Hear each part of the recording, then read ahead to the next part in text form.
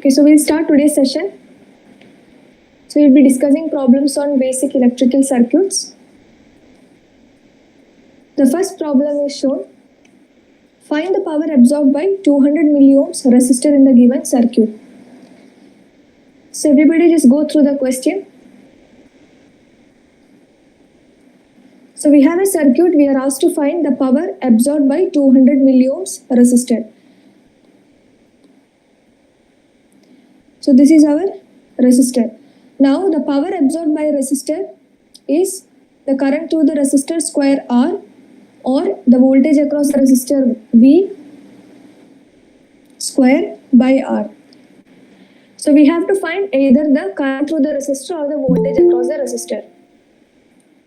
So this can be solved in different ways. Some may go with KVL equations, some may go with KCL equations, and some may go with delta to star conversion. So first let us go through the delta to star conversion method. For every delta to star conversion, there will be 3 resistances and 3 nodes. So let us identify these 3 nodes. This 8 ohms, 4 ohms and 6 ohms are connected in delta. So if you redraw, before redrawing, let us name these nodes.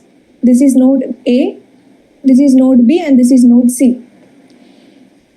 Now if you redraw A, B and C,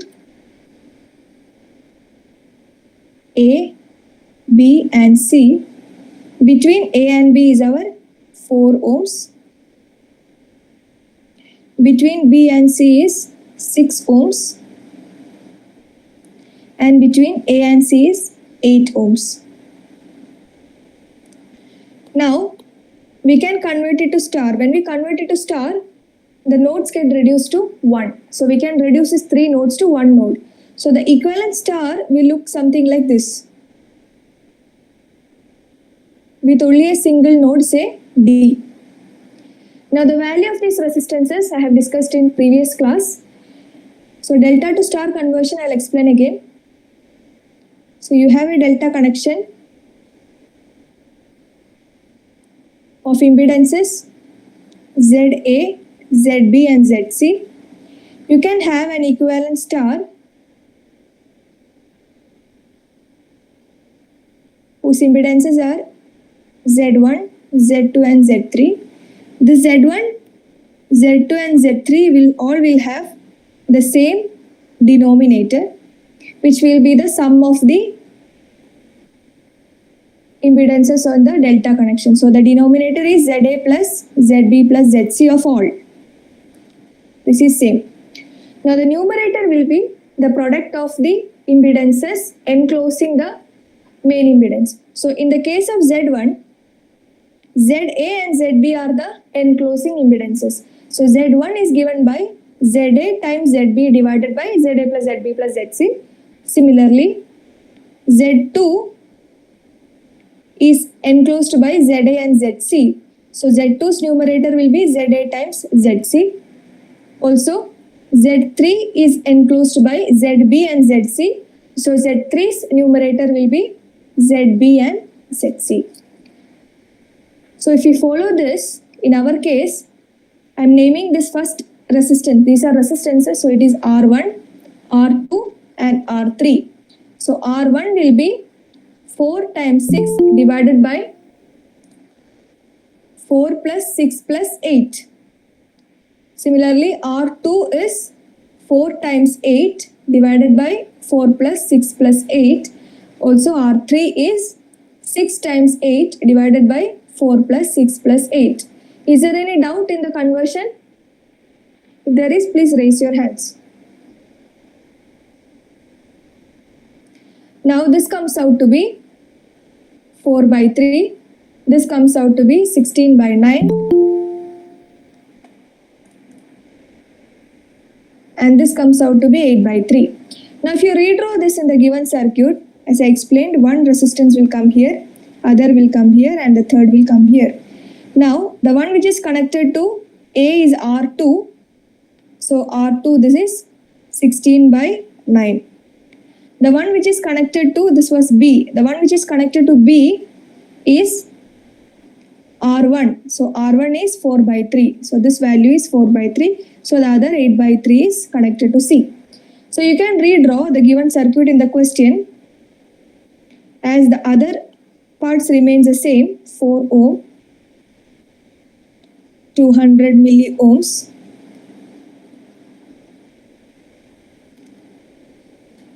volts, and another 6 ohms. Now this A, B and C can be replaced with 16 by 9,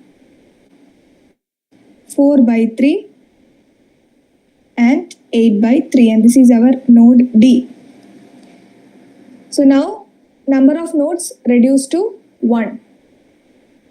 Is it clear? So now you have a simple circuit which is having a 10 volt source connected in series with a 200 milliohm resistor, which are in parallel with two resistances. This is your terminal D and this is this terminal, let it be E. So between D and E you have a 4 ohm and 16 by 9 ohm in series. So this will be 4 plus 16 by 9. Similarly 8 by 3 is in series with 6. So this becomes 8 by 3 plus 6. So now you have to find this current I. Now this I can be found if it's given by the total voltage applied to the circuit divided by the total resistance of the circuit.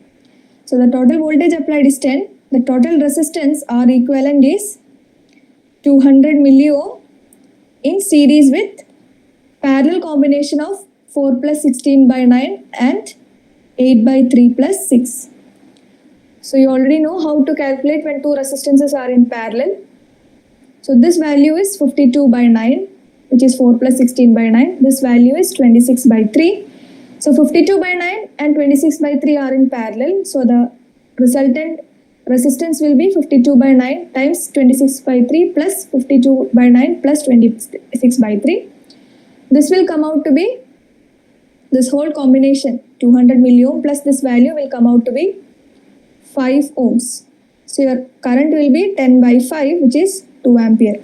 So now you got the current. So the power is I square R, which is 2 square times resistance is 200 milliohm. So milli is 10 raised to minus 3. So this comes out to be 0.8 watts. So this is how you solve it using star to delta, delta to star conversion. So here you have used delta to star conversion. This will reduce the number of nodes. Ma'am? Yes? With the 10 volt source, resistance is 200 ohm and the resistance between D and B 4 by 3. This will also come in the circuit. Sorry, I didn't understand the question. Ma'am, I am asking that in the equivalent circuit that you have drawn in the last, 10 volt voltage source in series with 200 ohm plus 4 by 3 ohm should. Yes, my mistake. Thank you. So there is one 4 by 3 ohm which I missed out. Thank you. So there is plus 4 by 3. You are correct. So this whole combination will come out to be 5 ohm if you solve it.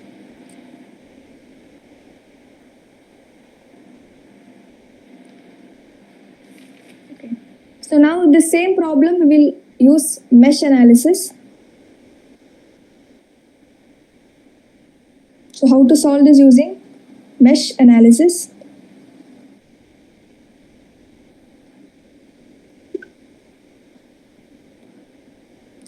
So when you go with mesh analysis, first you have to identify the number of loops or number of meshes.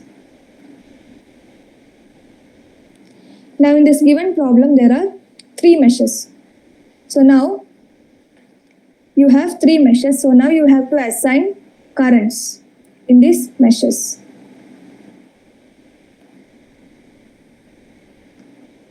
With a polarity of your own choice, either clockwise or anti-clockwise. So here I am going with all clockwise. So this is my first mesh. I am giving the current as I1 in the clockwise direction. This is my second mesh. The current direction I give is I2. in clockwise, and the third mesh is I3.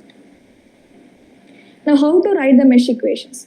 Now next step is, whichever mesh you are concerned, you assign the polarity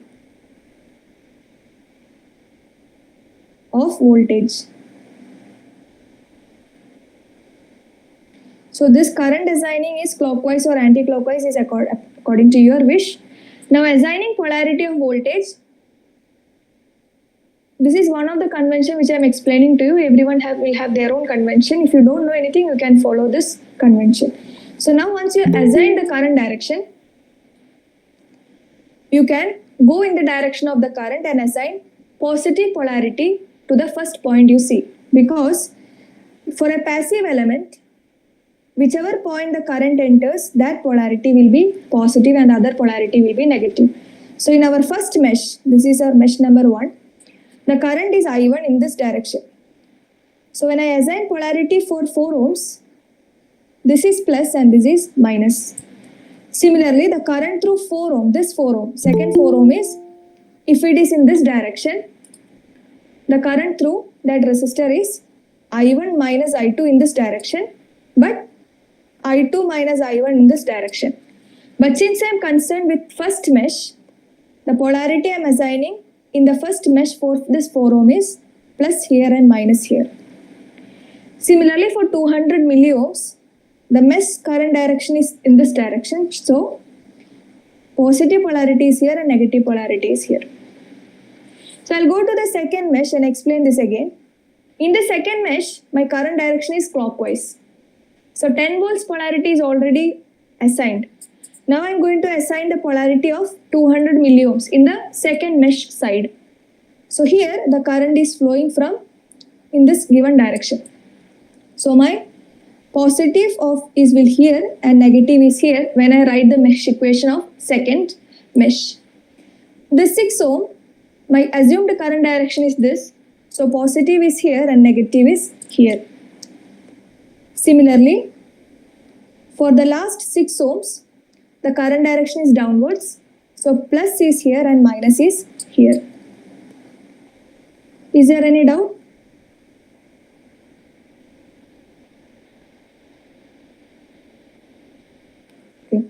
So now I will go to my third mesh and assign polarity. The current direction is clockwise. So for 4 ohm, the plus is here and minus is here. For 8 ohm, the plus is here and minus is here. For 6 ohms, because current is going like this, plus is here and minus is here. So once you are done with the third step, assigning polarity, we will start writing the KVL equation. According to KVL equation, the voltage drops in a closed path in any circuit is 0. So first I will write the mesh equation of our first mesh or KVL equation of first mesh. Now in first mesh, if you redraw it,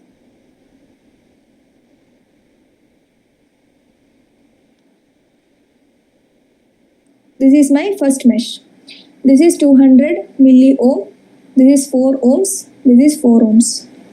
Now the current through this 4 ohm is I1.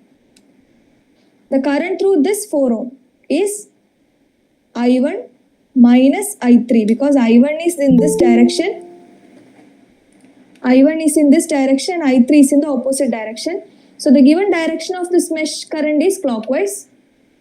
So this current through 4 ohm is I1 minus I3. I have drawn the mesh from the circuit. Usually this is not an independent circuit, this is a part of the circuit. You should not confuse why I marked I1 here and I1 minus I3 here. This is a part of the circuit which I have redrawn it so as to make you guys understand. Now the current through this 200 milliohms is I1 is downwards and I2 is upwards. So the downward current is I1 minus I2. If there is any doubt, you should stop me in between. So now I will write the KVL equation. The KVL equation is, as the polarities which I have marked before, you can start with the first polarity you see. So I'm moving clockwise, the first polarity I see is positive. So it is plus 4I1. Now when I reach the second 4 ohm, positive polarity is at the front. So the equation will be plus 4 times the current through it, which is I1 minus I3. Now I move further and I reach this 200 milliohm. I see plus in the first. So I will write plus 200 milliohm times I1 minus I2. Now I again move, I see the plus polarity of my 10 volts. So this is plus 10 is equal to 0. So this is my first mesh equation. Now if I go to my second mesh, I can redraw the second mesh here.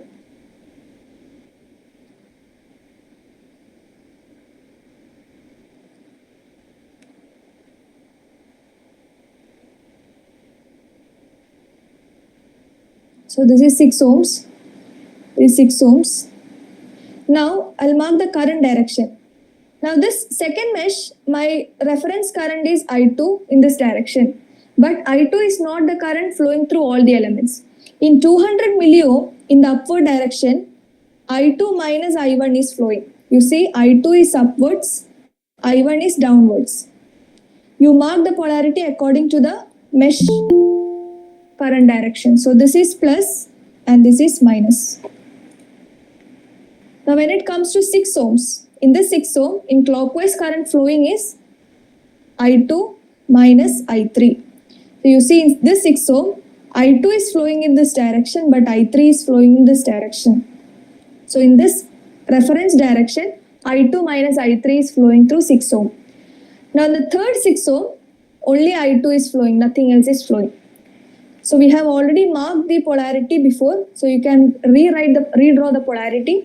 Now let us start writing the KVL equation. So I'll move in the clockwise direction. The 10 ohm, first what I see the negative polarity of 10 ohm. So I will write minus 10. Now as I move forward, I see the positive polarity plus the potential resistance 200 milliohms is 0.2 ohms. So this is 0.2 times the current through in the resistor in the given direction, which is I2 minus I1. Now if I move further, I see positive polarity first, so this is plus 6 times I2 minus I3.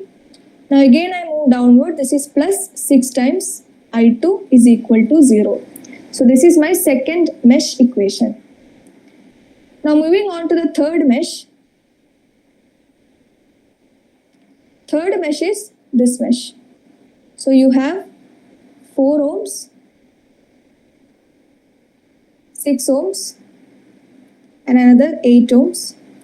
The reference current is I3, but I3 is only flowing through 8 ohm. Through 8 ohm the current is I3. But through 6 ohm in this given direction the current is I3 minus I2. Also in 4 ohms in the given direction the current is I3 minus I1. And you can mark the polarity as you marked before. Now if you write the KVL equation, you go in one clockwise direction and first you see the plus polarity. So this is plus 8 times I3. Now if you reach here, it is again plus 6 times I3 minus I2. And then you again reach here, it is plus 4 times I3 minus I1 is equal to 0. So this is how you write the mesh equations. So you have three equations on I1, I2 and I3. So there are 3 unknowns and 3 equations. You can solve it and you will get the equations of I1, I2 and I3. Now in the given question, you are asked to find the power in 200 milliohm. Now what is the current through 200 milliohm? So you are asked to find the power. So power is I square times R. So you don't know what is the direction of current through 200 milliohm. You can assume any direction. It doesn't matter because you are finding the square.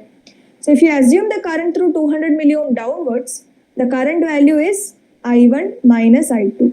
So when you solve these 3 equations, you will get I1 and I2. If you just subtract it, you will get the current through your 200 milliohm.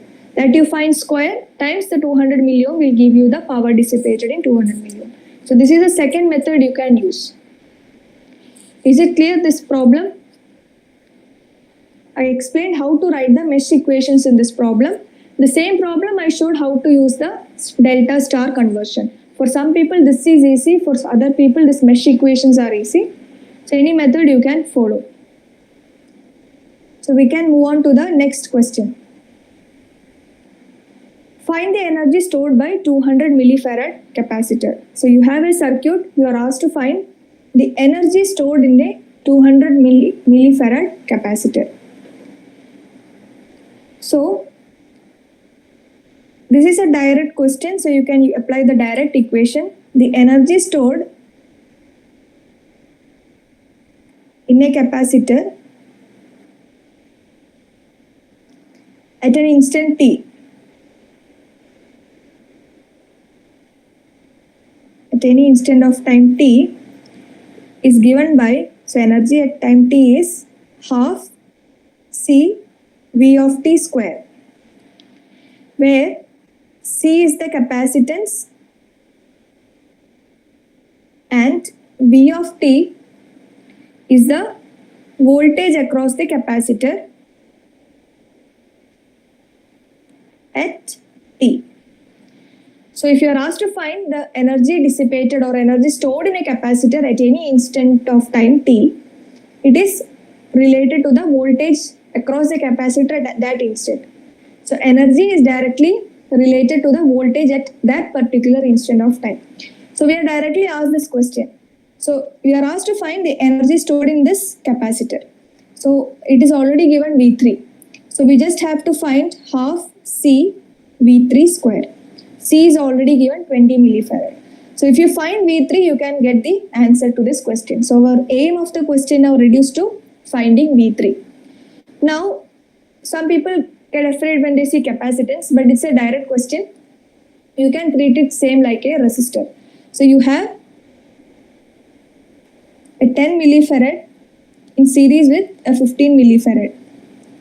Then these both are in parallel with this 20 millifarad and 10 millifarad. This is going to our supply of 30 volt. Now this 20 millifarad and 10 millifarad are in parallel, and this 10 millifarad and 15 millifarad are in series. So in the case of capacitors, if two capacitors say C1 and C2 are in series, the equivalent capacitance will become C1 C2 times C1 plus C2. Similarly, if two capacitors are in parallel, C1 and C2, the equivalent capacitance will be the sum of the capacitance. This is the reverse of inductance and resistance. So you have 10 and 15 in series. So the equivalent, so I can replace this 10 and 15 with a equivalent capacitance C equivalent. The other remains the same. So this is 30 volts. This is 20 and this is 10. So the C equivalent is 10 and 15 in series. So this will be 10 times 15 by 10 plus 15, which comes out to be 6 microfarad. So this is a 6 microfarad capacitor. Now you have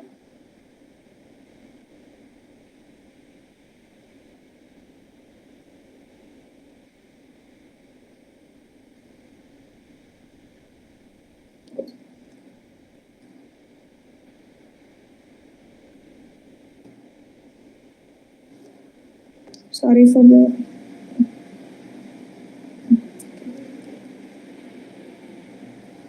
okay. So now this voltage is V3 and this voltage, let it be V. So by voltage division rule, you can find V3. So in previous class I have explained about voltage division in resistance case. So if you have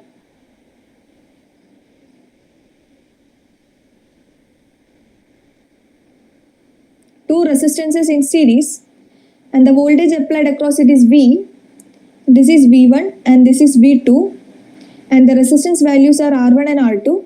The voltage across R1, V1 is given by the total voltage applied times R1 by R1 plus R2. So in the case of resistances or inductances, the voltage division rule is directly proportional to the resistance value. So voltage across R1 is directly proportional to R1 divided by sum of the series resistances. This is the same in the case of an inductor. So this is L1 and this is L2 and you are applying a voltage V, and this is V1 and this is V2. V1 is V times L1 by L1 plus L2. But when it comes to capacitor, when two capacitances are in series, C1 and C2, and a voltage V is applied, this is V1 and this is V2. V1 is V times C2 divided by C1 plus C2. In the case of capacitance, the voltage division rule will take another form. It is not like resistance or inductance. So in this given problem, we are going to apply the voltage division rule of capacitor. So you have V3 and you have V, and you already know that the total voltage applied is 30. So V3 is given by 30 times C equivalent divided by C equivalent plus this capacitance. Let it be C equivalent 1. So C equivalent 1. Is it clear? That means you can replace the capacitance parallel combination. So you have a C equivalent of 6 millifarad and you have two capacitances in parallel, one of 20 and other of 10, and this is V3. Now the same V3 is applied across this parallel combination. So the parallel combination of two capacitances will be the sum of the individual capacitance. So they can be replaced with a 30 millifarad, which is again in series with a 6 millifarad, and it is connected to a 30 volt source. Now this is our V3 and this is our V. Now this V3 is, if you apply the voltage division rule, it is 30 times 6 divided by 6 plus 36. So this comes out to be 5 volts. So you got V3. Is there any confusion? You just have to remember the voltage division rule of capacitor. Now if this is the case, you have half CV square, V is 5, C is 20 millifarad. You can get the energy stored. It comes out to be 0.25 joules.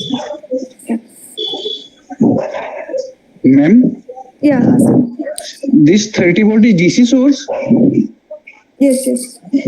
Ma'am, if this is DC, then the capacitor will not be open circuit, sir, ma'am? Yeah, this is a problem solving. This is just for the sake of problem solving. Capacitor actually blocks DC. This is Okay, just, yeah.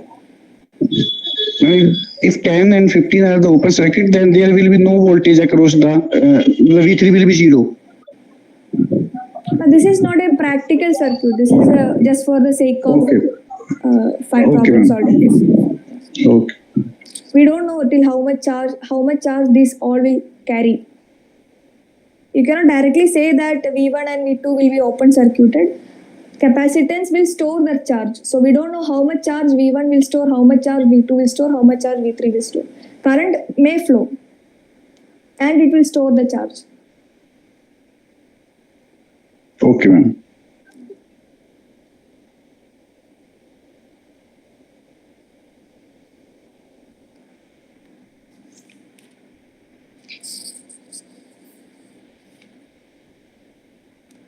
So I'll move on to the next question then.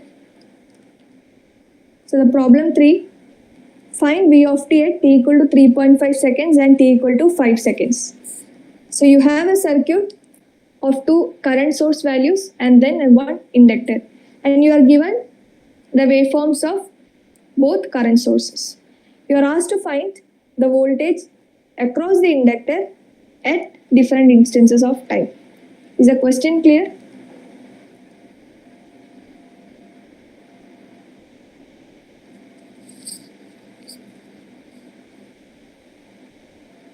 Okay.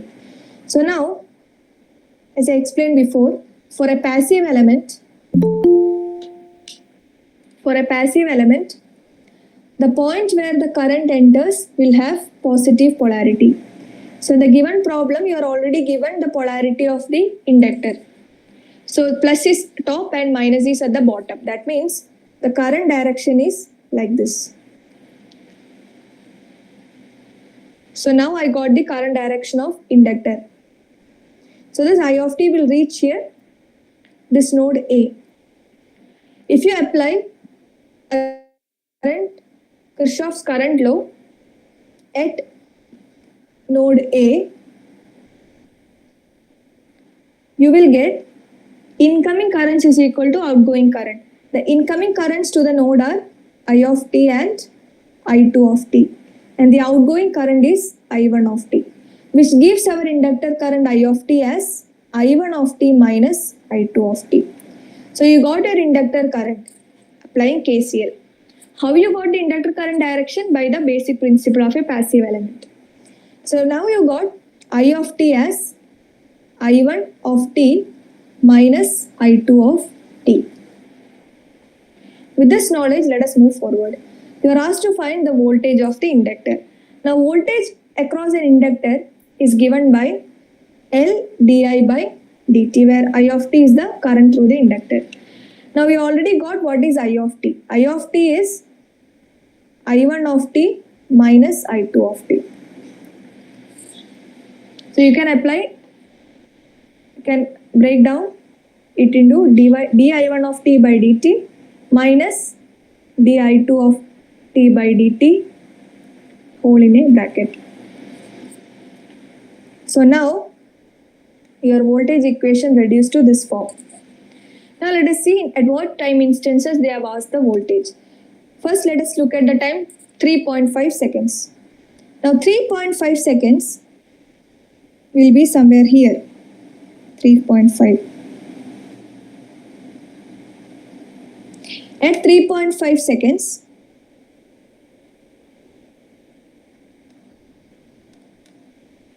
what is di1 of t by dt? di1 of t by dt at that instant is the slope of this curve. So you have the curve like this, which is extending from 3, 3 to 6, 0. The slope is given by y2 minus y1 by x2 minus x1. y2 is 0, x2 is 3 divided by y1, x1 is, y2 is 0, y1 is 3, x2 is 6 and x1 is 3. So this comes out to be minus 3 by 3 or minus 1. So the slope of this curve, which is di1 by dt, is minus 1. Now I2 doesn't have any value at 3.5 seconds. I2 is 0. That means di2 by dt is also 0. So our voltage at t is equal to 3.5 seconds becomes L times di1 by dt is minus 1 minus 0. So this is minus L. And what is the value of L? L is 2 Henry. So this is minus 2 volts. So the voltage at t equal to 3.5 milliseconds is minus 2 volts. Is it clear?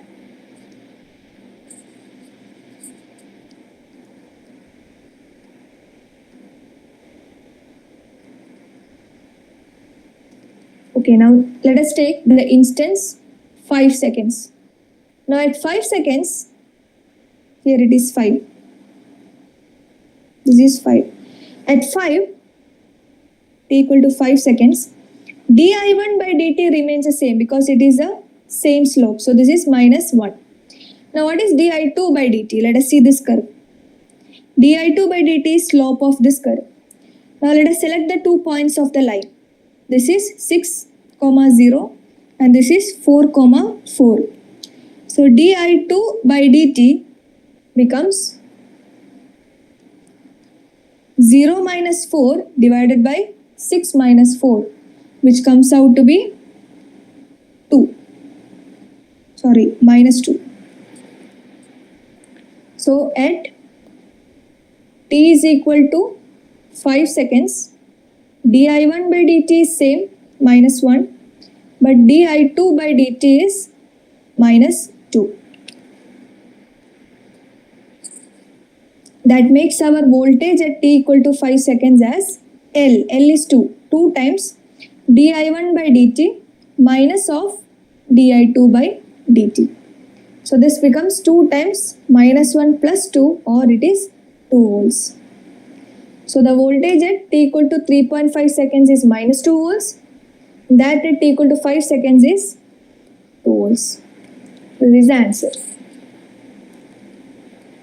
Is there any doubt?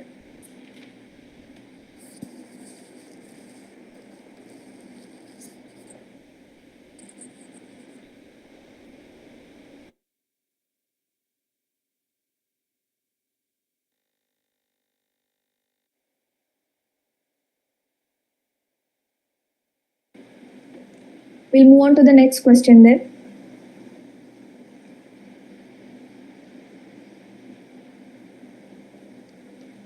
A square wave generator produces the voltage waveform shown in the figure below.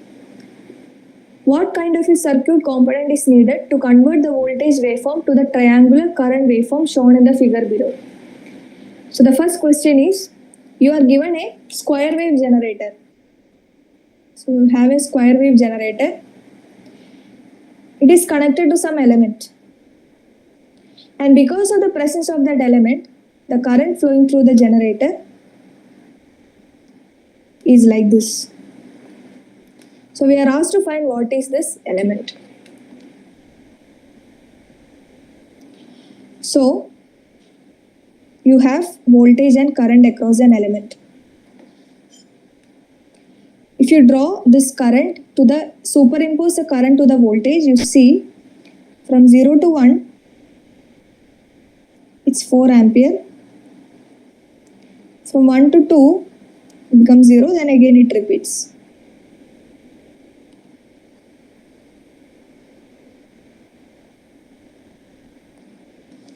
So you see, in the time interval of 0 to 1 millisecond, voltage is a step function. It is constant. But current is a ramp function.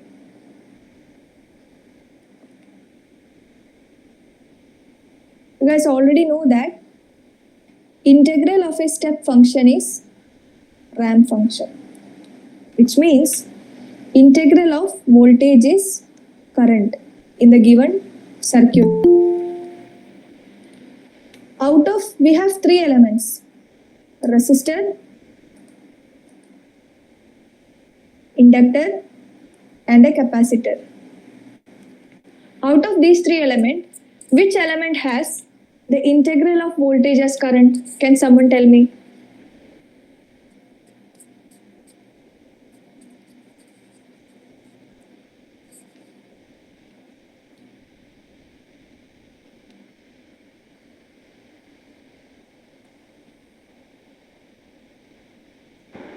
Inductance. Correct. So for an inductor, current through the inductor is I of t and voltage across the inductor is V of t. V of t is given by L di of t by dt, or I of t is given as 1 by L integral V of t dt, which means integral of voltage is current. So the element of our interest is an inductor. So that is the answer of first question.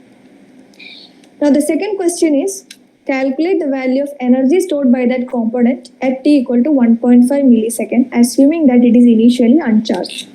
So the energy stored in an inductor at any instant of time t, as previously explained in the case of a capacitor, is half L I of t square, where I of t is the current through the inductor at that particular instant of time. So if you know current through the inductor at 1.5 milliseconds, you can get the energy stored in the capacitor at that time. So energy at time 1.5 millisecond is half inductance times current at 1.5 millisecond square. Now what is current through the inductor at 1.5 millisecond? 1.5 is here. So you know that the slope is, so in order to get this equation, so this is 1.5, this is 0.5. You know that the value of the current at 0.5 is same as the value of the current at 1.5 because it is symmetrical. So now you have to get the equation of the curve during 0 to 1 millisecond. So from 0 to 1 millisecond,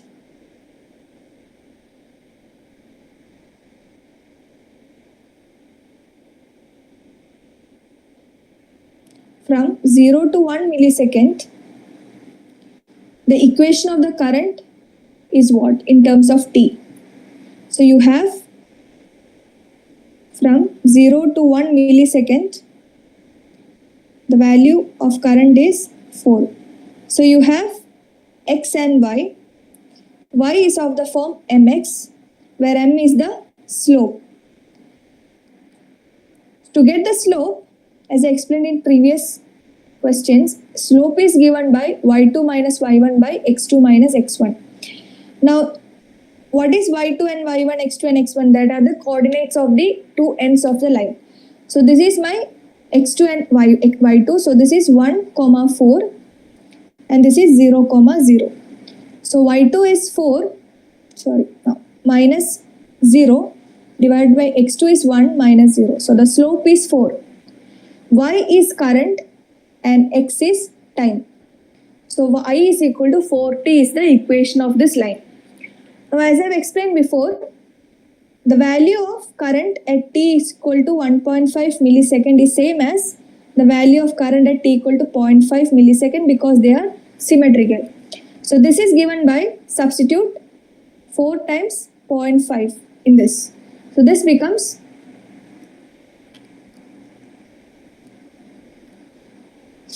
2 milliampere. Am I right? Because time is in milliseconds.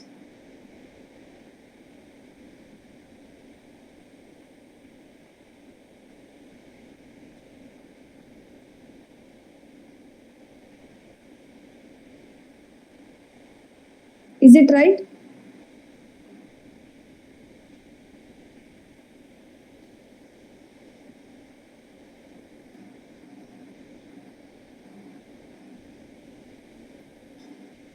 Am I right? Can someone point out what is a mistake I did?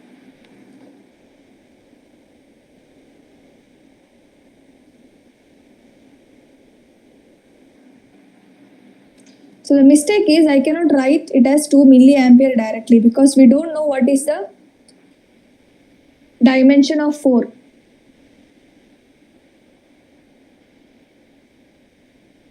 Now what is 4? 4 is nothing but di by dt. So the unit of 4 itself is ampere per millisecond. So when I multiply 4 with 0.5, I am multiplying ampere by millisecond with millisecond. So this is 2 ampere, not milliampere. Hope you guys understood. I cannot simply write 4 times 0.5 and that is that much milliampere. But the unit of 4 itself is ampere by millisecond because it is a slope. It is y by x. Y is in ampere and x is in millisecond. Now the slope is nothing but what? Slope is nothing but the inductor. Like you can get the value of the slope. Using the slope value only you will find the inductor because how to get inductance value? You are asked to find, you already got this value as 2 ampere. Now how you will get L? For that you have a voltage equation and current equation. So V is equal to L di by dt. And this di by dt is nothing but the slope which you obtained now. The slope value which you obtained is nothing but di by dt. So di by dt is 4 ampere by millisecond. So your L is V divided by this di by dt. Now in this interval, di by dt is 4 during 0 to 1 interval. During 0 to 1 interval, what is your voltage? 5. So L becomes 5 divided by 4 or 1.25. Now what is the unit? 5 is in volts and 4 is in ampere per millisecond. So the 1.25 is nothing but millihenry. Just take care of the units. So now the energy becomes half. Inductance is 1.25 millihenry, milli is 10 raised to minus 3 times the current at that instant, which is 2 ampere square. So this comes out to be 2.5 times 10 raised to minus 3 joules or 2.5 millijoules. Is this clear?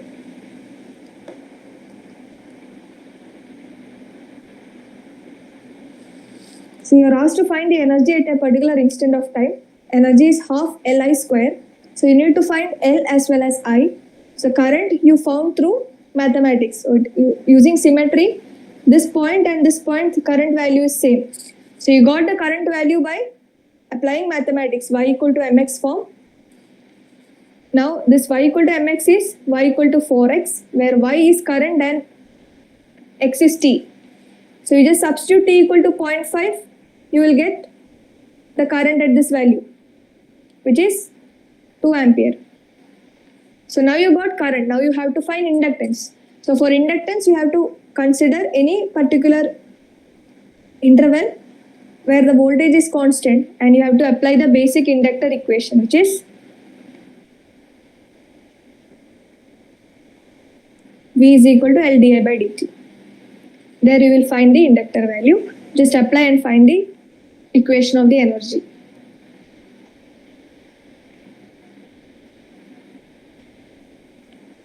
So we'll move on to the next question.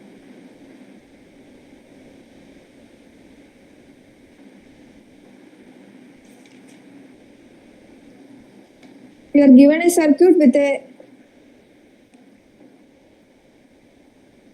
dependent source. You are asked to find V by I, where V is nothing but a source.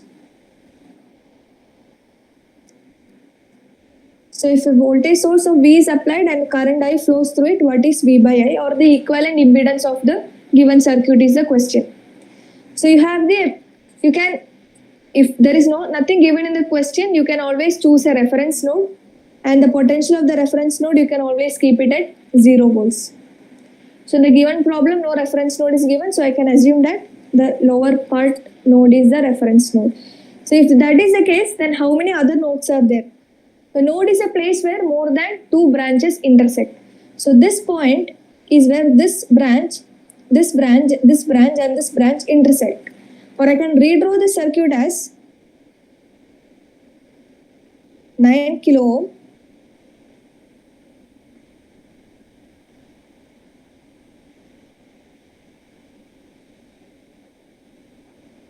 in series with 1 kilo ohm.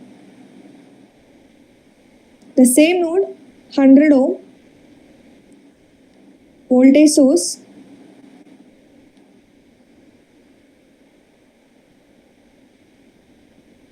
and a dependent current source is flowing. This is V, this is I. So this node, let it be A. So there is only one node. In that node, 99 IB is coming. This is your IB, and the other points are marked. So you have only one node. You can directly apply Kirchhoff's current law. So applying KCL at node A, IB is incoming, 99 IB is incoming, I is also incoming. Now the current through 100 ohm we don't know. We can assume a current in this direction I. Now, if I write KCL, the incoming currents is equal to outgoing currents. The incoming currents are IB, 99 IB and I. The outgoing current is small I. But if you observe closely, this 100 ohm and this voltage source are connected in parallel. That means the voltage across this 100 ohm is same as V. So what is I? I is nothing but voltage across 100 ohm by 100 ohm. So I is nothing but V by 100. So I can replace that here. So that becomes 100 IB plus I is equal to V by 100. Now if you can get the relation between IB with I or V, you can replace that and you can get the ratio V by I. So from where that is possible? So you can see similarly as V is the voltage across 100 ohm, V is also the voltage across this 1 kilo ohm in series with 9 kilo ohm. So if you can simplify the circuit, you have a 100 ohm you have V, current source of 99 IB, this 1 kilo ohm and 9 kilo ohm, which becomes 10 kilo ohm. They are in series. That is also across those also the same voltage is V, and the current through them is IB. So what is IB? IB is nothing but V divided by 10 kilo ohm. So I can substitute this here. So 100 times IB is V by 10 kilo ohm plus I is equal to V by 100. So you have an equation with V and I. We can take it to other sides.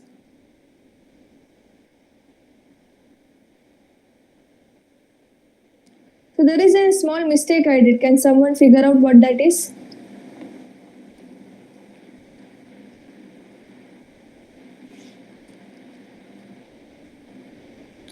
It has to do with this equation.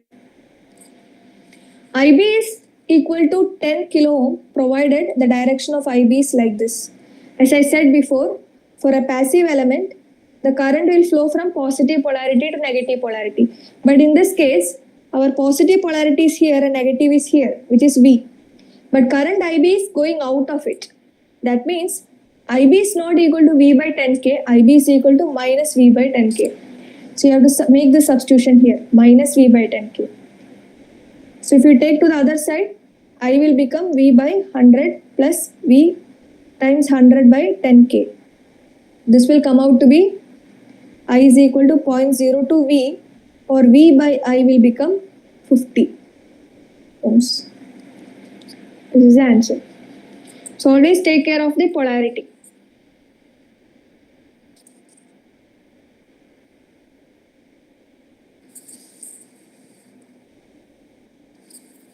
I hope it is clear. We'll move on to the next question.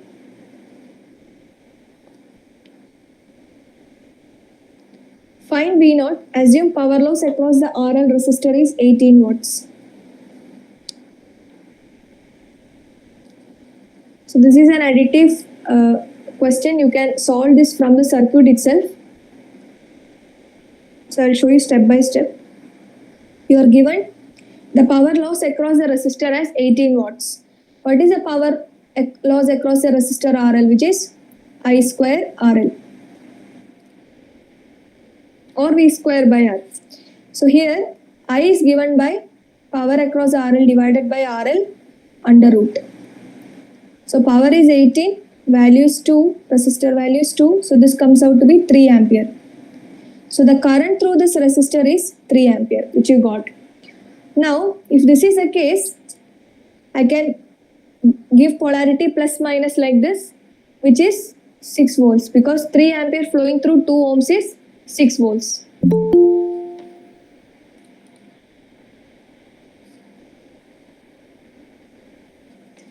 Now, this same 3 ampere is flowing through 10 ohms. That means with this polarity, the voltage drop is 30 volts. 3 times 10.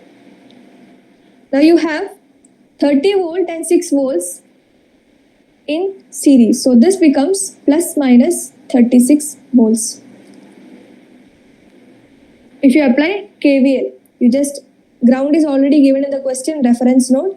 If you assume this potential as V and you solve KVL in this mesh, you will obtain V as 36. So now 36 volts across 2 ohms. So the current through it is 18 ampere. Now you have 18 ampere flowing downwards, 3 ampere flowing outwards.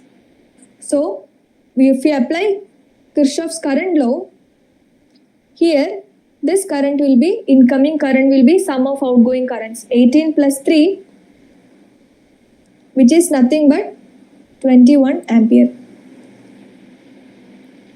So 21 ampere is the current flowing through this circuit. If that is the case, you have a current source here. So the value of that current source, which is 8Vx, is equal to 21. So now you will get Vx as 21 by 8. So this is an additive process which you can solve from the circuit. Now this Vx is nothing but this, which is 21 by 8.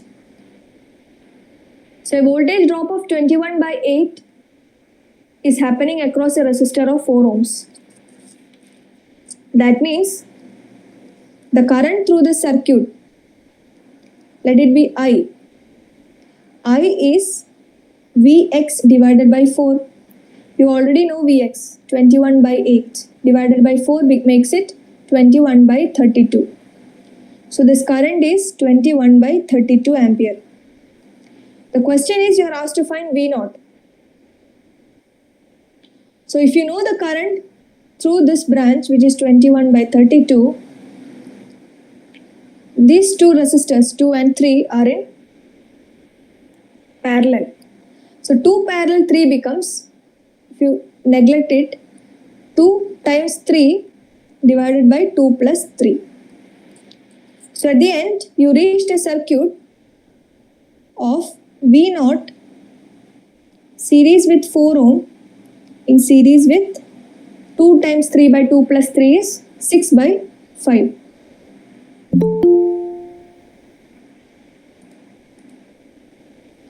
So this current I you already know, which is 21 by 32 ampere. So now what is V0? V0 is current times equivalent resistance, which is 21 by 32 times 4 plus 6 by 5.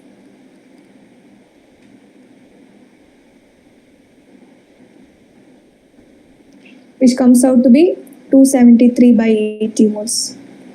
This is the answer.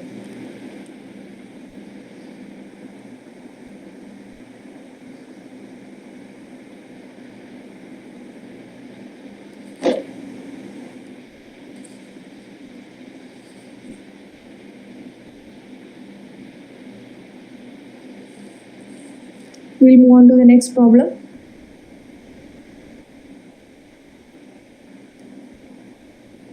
You are given a circuit, you are asked to find the terminal voltage V0.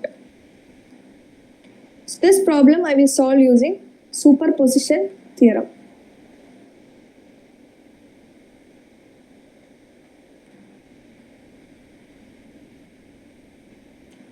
According to superposition theorem, if there is a circuit with multiple sources, you can individually solve the circuit with only one source applied at a time, and other sources are replaced by its internal impedances.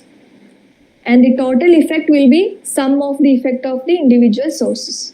That is simply superposition theorem.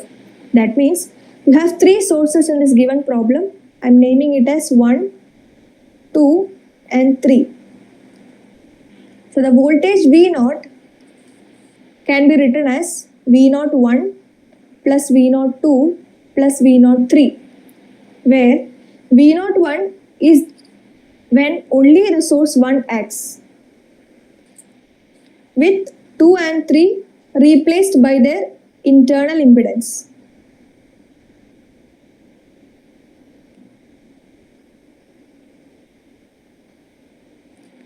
V02 is when only source 2 acts, with source 1 and 3 replaced by their internal impedance. And V03 is when only source 3 acts and sources 1 and 2 are replaced by their internal impedance. Now what is internal impedance? You have 2 types of sources.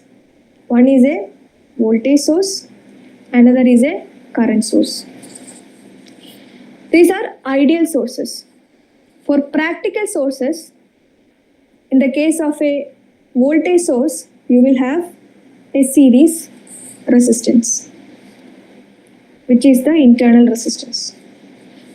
Similarly, for a practical current source, you will have a parallel impedance, which is its internal impedance. So the internal impedance of a voltage source is in series with the impedance, series with the source, and the internal impedance of a current source is in parallel with the source.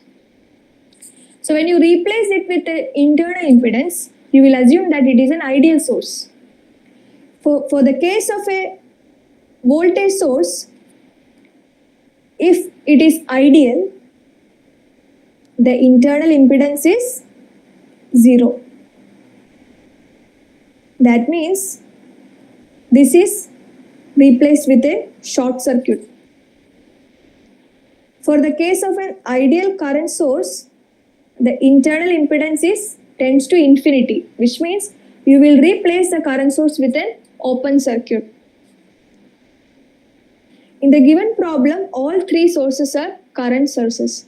So when you replace the current source by its internal impedance, you just have to open circuit those points. So if you have this much knowledge, you can solve this equation using superposition theorem. So let us see what it is. So first I will consider the circuit where only source 1 acts.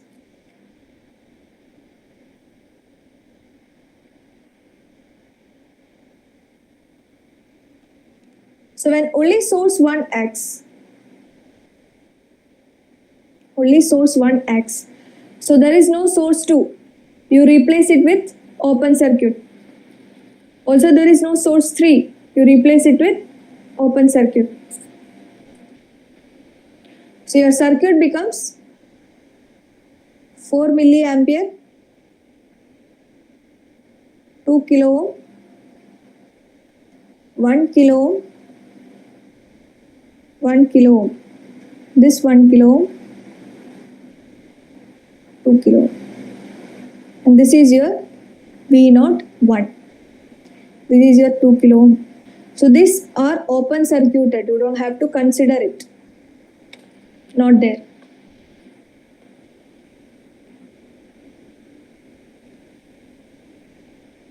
So this is our circuit when only source 1 acts. Now you can solve the circuit using any method you followed. We can use mesh equation. So in mesh equation, there are two meshes. So the first mesh is I1, the second mesh is I2. I already explained how to write the mesh equations. So when I am writing mesh equation of loop 1, assume the direction of polarities, voltage drops in the same direction of our current. Now if I write the mesh equation and I follow in the clockwise pattern, plus is what I see first. So it is plus 1 kilo ohm times I1 plus 1 kilo ohm times the current in this direction is I1 minus I2 plus 1 times I1 plus 2 times I1 is equal to 0. If there is any difficulty, please let me know. Now for the second loop, the mesh equation, you don't have to write because you already know what is I2. I2 is what? I2 is same as 4 milliampere. So you have I2. So you substitute I2 as 4 milliampere here, you will get I1 as 0.8 milliampere. In this case, your V01 is nothing but voltage across the resistor 2 kilo ohm. The current through the resistor is I1, potential drop is 2 kilo ohms times I1. Always make sure about the direction of current. Current is downwards only, so it is plus I1 times 2 kilo ohms. If I had assumed the direction of current in the reverse direction, then it would have been minus 2 kilo ohm times I1. So in the given case,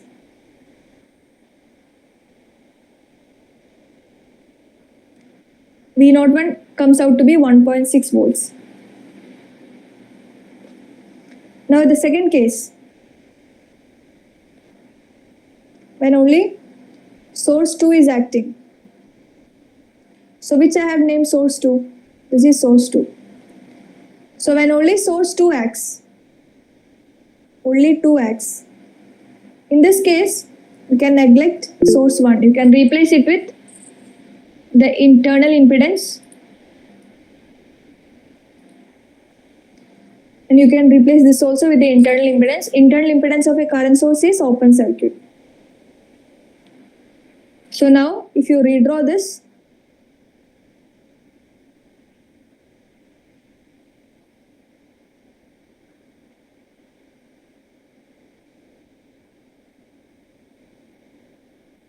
This is V02.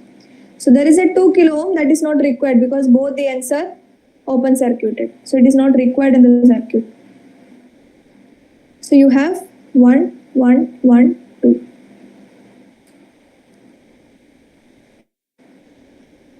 This is V02. So this is a very simple circuit. You can solve the equation. You can solve it through current division rule actually. So this is actually a current source, 1 milliampere, which is coming to two resistances in parallel. Sorry, this is not V02. So you have one in series with one, which is 2, and another one in series with one, which is 3. So this 1 milliampere is coming, and this is I1 and this is I2 if you say. Then I2 is what? I2 is what we are interested in because our 2 kilo ohm is in I2. Or to avoid confusion, I will redraw this. This is 1 in series with 1. So 1 in series with 2, this is our V02. So we are interested in current I2. Now what is I2? I2 is the total current times, which is 1 milliampere, times opposite resistance divided by 2 plus 3. Because this branch is 3, this branch is 2. Already explained current division rule before. For two resistances in parallel, common current I is coming, this is R1, this is R2. The current will be divided in the ratio which is proportional to the opposite branch impedance. So I1 is given by I times R2 by R1 plus R2, and I2 is I times R1 by R1 plus R2. If you follow this in the given problem, this becomes 2 by 5 milliampere, which is 0.4 milliampere. So you got I2. I2 is the current through this branch, 1, 2. This is V02. So V02 becomes I2 times, always make sure about the polarity, I2 times 2 kilo ohm. So I2 is in milliampere, 2 is in kilo ohm. So this comes out to be 0.8 volts.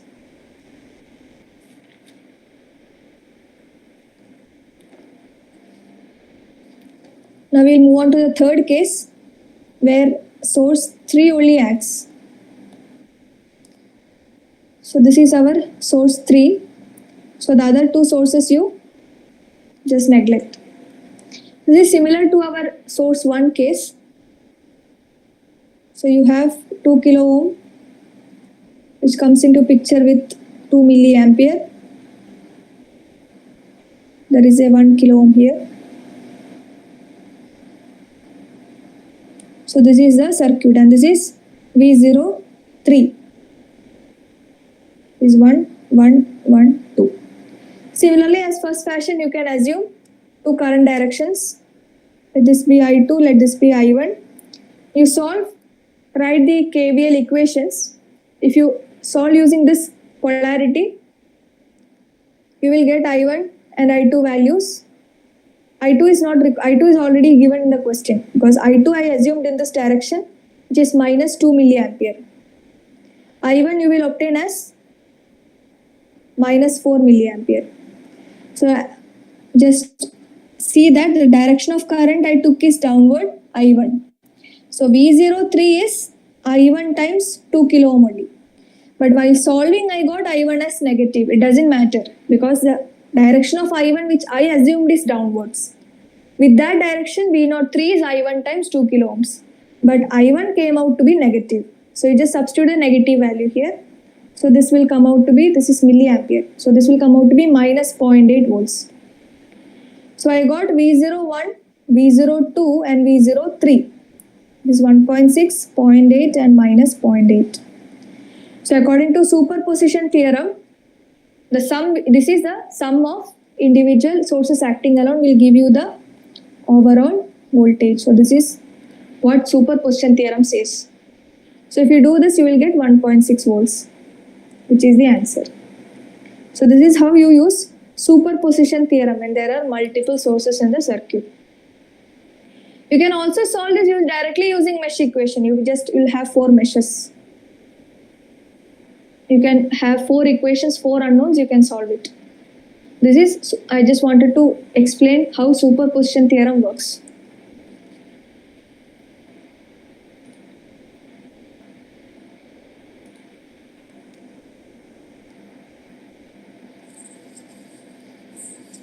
We will move on to the next question. Find V naught given I is equal to 1 ampere.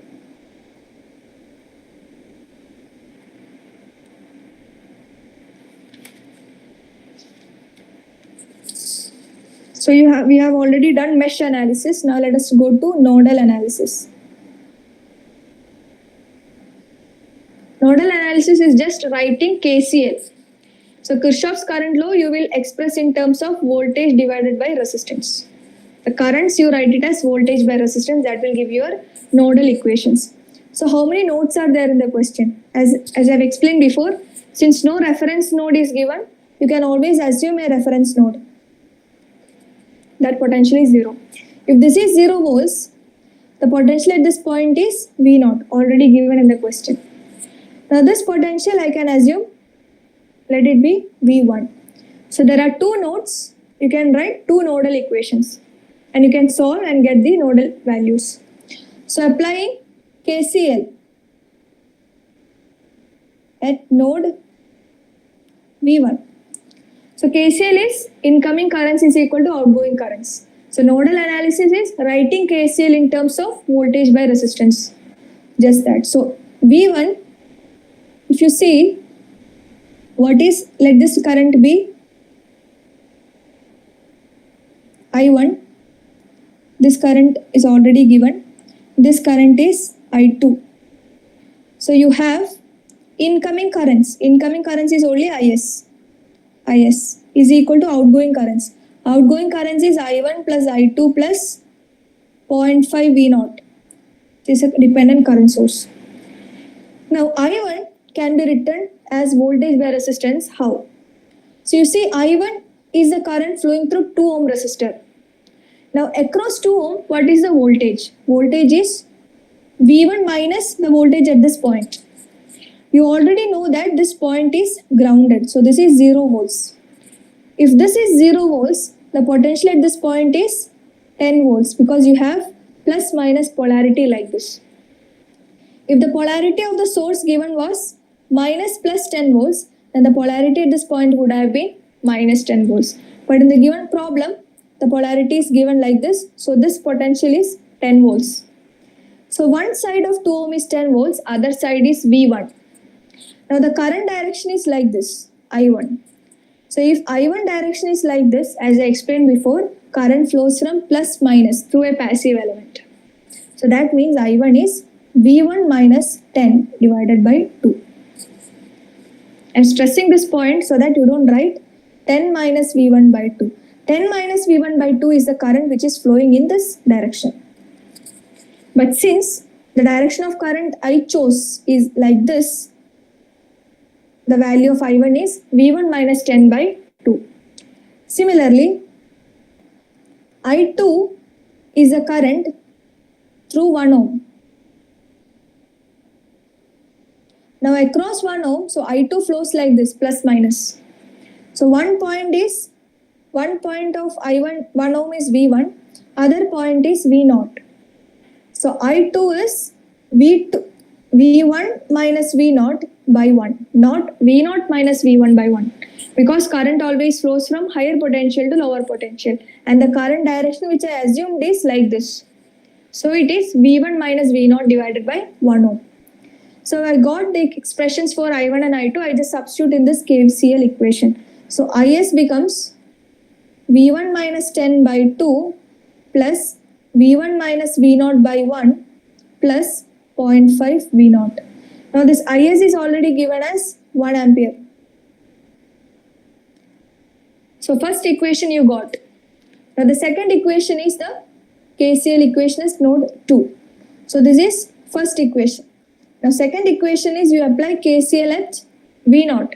Now V naught, if you redraw it, 0.5 V naught is coming to terminal V naught.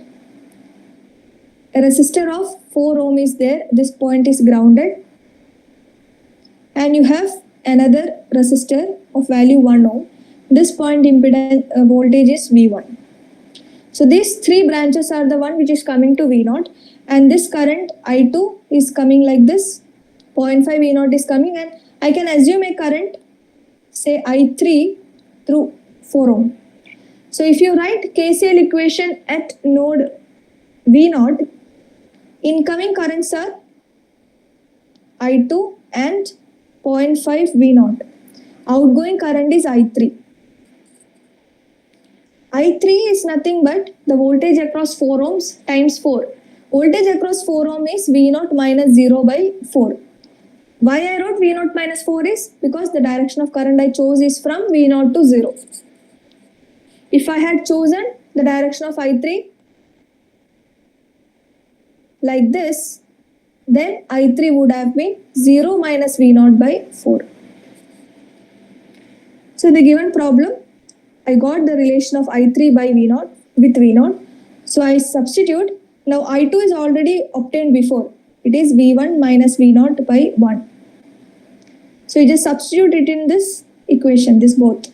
So you will get V1 minus V0 by 1 plus 0.5 V0 is equal to V0 by 4. So you have two equations, equation number 1, equation number 2. Two equations, two unknowns. Unknowns are V1 and V0, where you are asked to find only V0 in the given problem.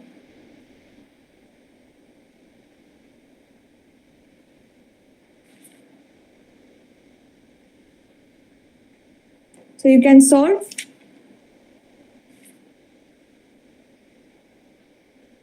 for V1 and V0, and V0 comes out to be 9.6 volts.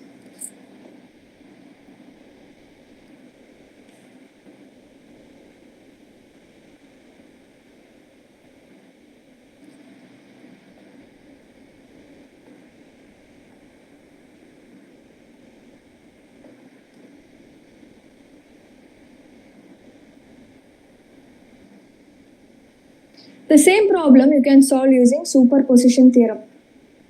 How?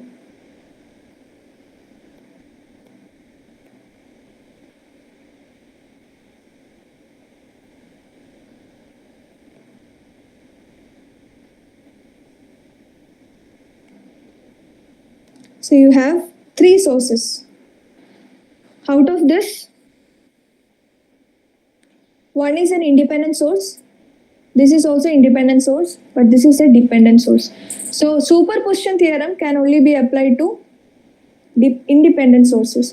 So dependent sources you should retain in the circuit. So you have 1 and 2, two sources. The third source you should keep it as it is. So when you apply superposition theorem, when you act one only, so when only the first source acts, you have to replace the other sources with its internal impedance. So when only 10 volts acts,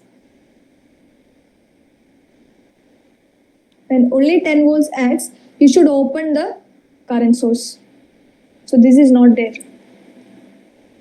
And when only current source acts, when only this acts, you should replace one with its internal impedance. The internal impedance of a voltage source is short circuit. So this is the second circuit when only IS acts. So in both cases you will get V01 and V02 in the same polarity.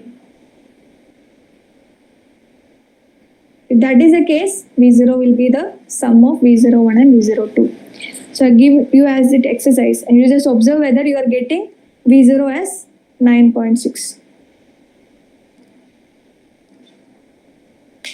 So is there any doubt? You can ask.